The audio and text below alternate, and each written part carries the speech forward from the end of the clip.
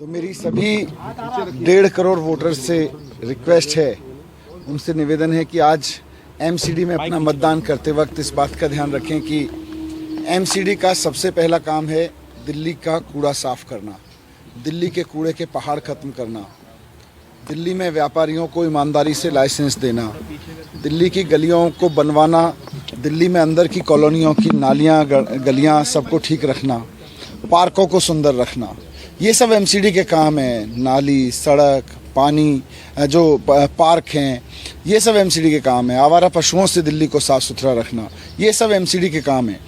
तो अपना vote MCD में यही सोच समझ कर दें कि आज आप दिल्ली को साफ़ सुथरा बनाने के लिए वोट कर रहे हैं, कूड़ा मुक्त दिल्ली बनाने के लिए वोट कर रहे हैं, कूड़े के पहाड़ हटाने के लिए वोट कर रहे हैं, एमसीडी में भ्रष्टाचार खत्म करने के लिए वोट कर रहे हैं।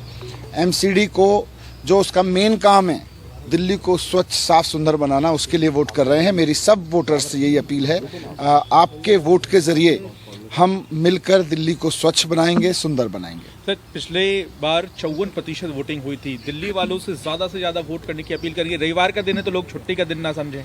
मैं फिर से 1.5 करोड़ वोटर से अपील करना चाहूँगा कि मतदान बहुत महत्वपूर्ण जिम्मेदारी है लोकतंत्र में जो हमको मिली है। दुनिया के बहुत सारे देशों के लोग इसके लिए तरसते हैं। हम बहुत सौभाग्यशाली हैं कि बाबा साहब अम्बेडकर की वजह से हम सबको ये अधिकार मिला हुआ है कि हम मतदान दे सकें और अपनी सरकार चुन सकें।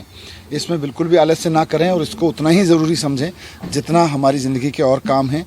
आपके मतदान की बदौलत ही दिल्ली साफ सुंदर बनेगी।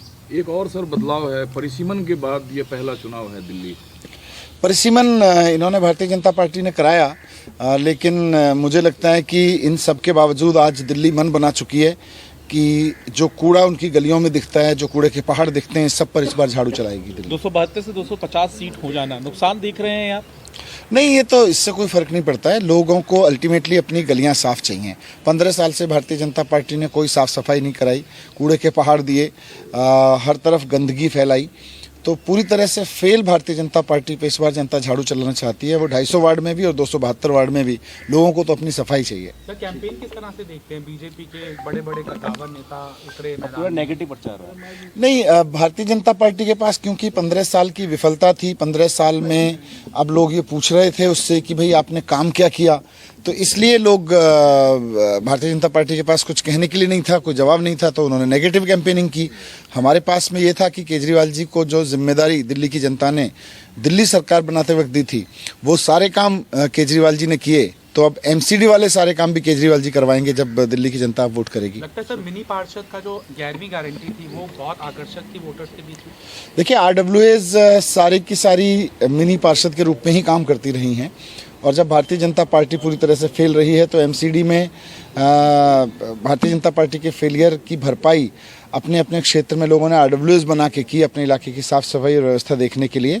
तो आगे जब केजरीवाल जी की गवर्नेंस इसमें चलेगी एमसीडी में, तो आरडब्ल्यूएस को मिनी पार्षद की ऑफिशियल भूमिका में रखा जाएगा।